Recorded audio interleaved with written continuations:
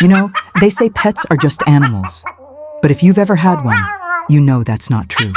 A pet is not just a bantay sa bahay. Hindi lang siya cute sa pictures. They become family. They wait for you at the door like you're the best thing that happened to their day. Hindi sila nagtatampo kapag pagod ka. Hindi sila nagju-judge kapag sabog ang buhok mo at messy ang life mo. To them, you are their whole world. And sometimes, in the middle of a stressful life, they become your safe place too. Isang tahol lang, isang lambing lang, biglang gumaga ng pakiramdam.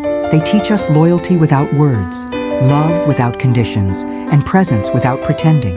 Kaya minsan, mas pure pa ang pagmamahal ng pet kaysa sa ilang tao. They forgive quickly, they love consistently, and they stay, even when you're not at your best.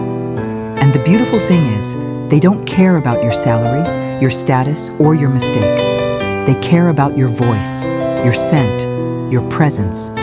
Kapag malungkot ka, parang ramdam nila. They sit beside you quietly, as if saying, I'm here, hindi ka nag-iisa.